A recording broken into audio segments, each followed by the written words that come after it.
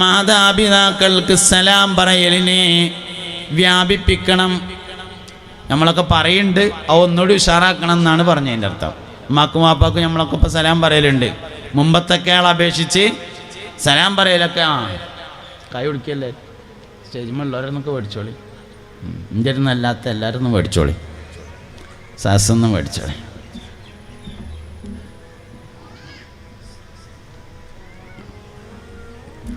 മുഅ്മിനീങ്ങളെ,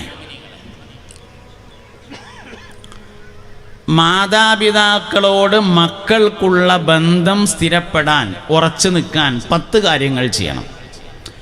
ഒന്ന് സലാം പറയലാണ്. നമ്മളൊക്കെ ചെയ്യണ തന്നെയാണ്, ഒന്നുകൂടി ഉഷാറാക്കണം.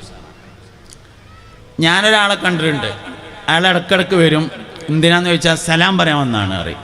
അങ്ങനത്തെ ഒരാൾ ഉമർ ബിൻ ഖത്താബ് റളിയല്ലാഹു അൻഹുവിൻ്റെ താരീഖിൽ അങ്ങനെ ഉണ്ട്. അങ്ങാടിയിലേക്ക് പോകാറുണ്ടായിരുന്നു. എന്തിനാന്ന് ചോദിച്ചാൽ ഒന്നിനല്ല, സലാം പറയാനെന്നാണ്.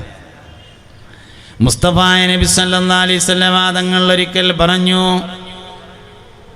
നിങ്ങൾ പരസ്പരമുള്ള സ്നേഹബന്ധം നിലനിൽക്കാൻ പറ്റിയ ഒരു കാര്യം ഞാൻ പറഞ്ഞു തരട്ടെയോ?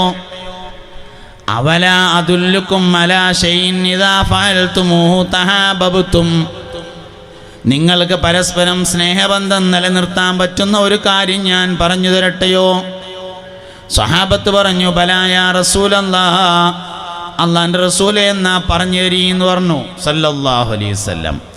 അപ്പോൾ പറഞ്ഞു, അഫ്ശുസ്സലാമ ബൈനക്കും, നിങ്ങൾക്കിടയിൽ സലാം പറയലിനെ വ്യാപിപ്പിക്കലാകുന്നു എന്ന് പറഞ്ഞു. അറിയുന്നവർക്കും അറിയാത്തവർക്കും സലാം പറയണം, എല്ലാവർക്കും സലാം പറയണം. അസ്സലാമു അലൈക്കും എന്ന അഭിവാദ്യം മുസ്ലിങ്ങൾക്കിടയിൽ പരസ്പരം പറയാനുള്ളതാണ്, അല്ലാത്തവരോട് പറയാൻ പറ്റൂല.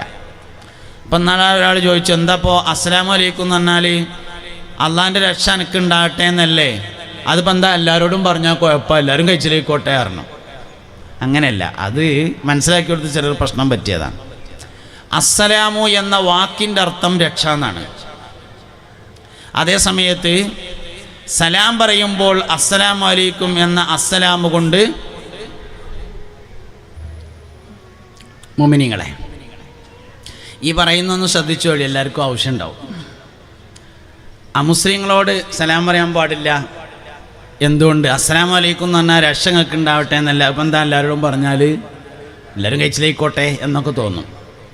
സംഭവം നമ്മൾ മനസ്സിലാക്കേണ്ട ഒരു കാര്യം, അസ്സലാമു എന്ന് പറഞ്ഞ വാക്കിൻ്റെ അർത്ഥം രക്ഷ തന്നെയാണ്. പക്ഷേ ഇവിടെ ഒരു ഉദ്ദേശാർത്ഥമാണുള്ളത്. അതിന് സാങ്കേതിക പ്രയോഗം എന്ന് പറയും, അറബിയിൽ ഇസ്തിലാഹ് എന്ന് പറയും.